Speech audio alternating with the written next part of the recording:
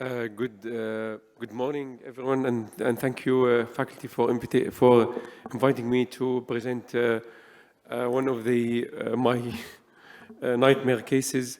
This is old case of mine. So when Dr. Abdullah asked me to present a stuck bear, I quickly remember this case from it's actually old case, it's not recent. So this is a removal of trapped rotablation bear through use of different techniques, subintimal plaque modification and mother-in-child technique. So the background, this is 81 years old female. Previously she was fit and well, presented with the chest pain and atrial fibrillation with elevation in the troponin eye. Her echo showed moderate LV dysfunction with anterior apical hypokinesia. So she was treated as a non-ST elevation myocardial infarction and loaded with aspirin and ticagrelor. She underwent coronary angiography from the right radial using 6 French as per standard technique. And this showed 2 lesions in the proximal and mid-LAD in tandem with heavy calcification and modest disease in the circ and the right coronary arteries with the intermediate syntax score. So those are the 2 lesions. You can see there is a proximal lesion which is hidden in the areocranial view, and you can see it more in the iliocranial view, and there are more another tight lesion in the mid-LAD.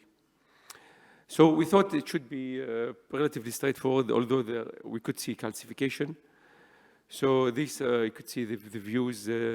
Different views, that the more distal lesion, and there is another lesion hidden just at the level of the first septal perforator. So the lesions were wired easily with the standard workhorse wire. And 1.5 semi-compliant balloon was eventually able to cross the lesion. And despite high pressure inflation, the balloon would not expand. So we thought, okay, we do rotablation, and BMW wire was exchanged into Rota Floby wire, and we decided to use 1.25 burr with the speed of 150,000 RPM. So the bear suddenly jumped past the first lesion and could not be moved backwards. We deep throat the guiding catheter, and despite forceful pullback, the bear could not be retrieved. So this is the angiography pictures. You could see the proximal lesion is quite tight, and despite the balloon and the use of extra support wire, the lesion in the proximal segment would not expand. And this is again after the balloon dilatation. So this is the run of the rotablation. So this is 1.5 burr, and you can see the burr just passed the proximal lesion and could not be retrieved. So it was able to move forward, but unable to bring backwards.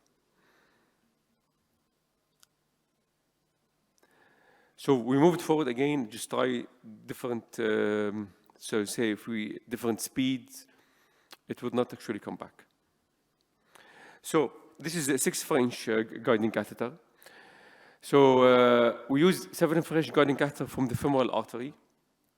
We attempted to cross the proximal lesion with the guide wire. So just using like the technique of parallel wire technique. The pair was pushed forward so to facilitate the wire crossing. Finally, the guide wire went into subintimal space and pushed beyond the lesion. So we used a large balloon to try to inflate in the subintimal space in the hope that would release the bear a little bit and would modify the proximal lesion. But again, it was unable to, the bear was unable to pull back into the guide.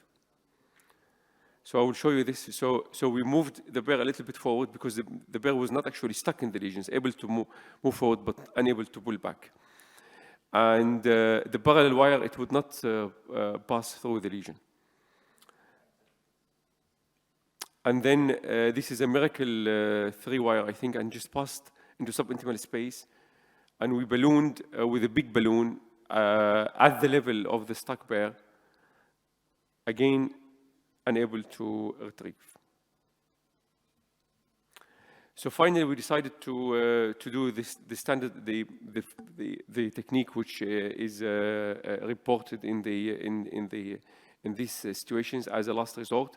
So the Rota ablation drive shaft is cut close to the advancer, and there's plastic covered encircle the draft shaft, which was removed, and guiding catheter was upgraded to 7 French. The reason for that, because we did not, this is days before the common use of the guideliner. So this was the heart rail from Terumo, and it was 6 French, the one we had. So we had to exchange the guiding catheter into 7 French. Introduce over the 3.2 French drive shaft of the Rota ablation. Draft shaft, no, so it's 3.2 French. This was followed by forceful counter traction, focused on the burr exactly, and successfully removed the burr.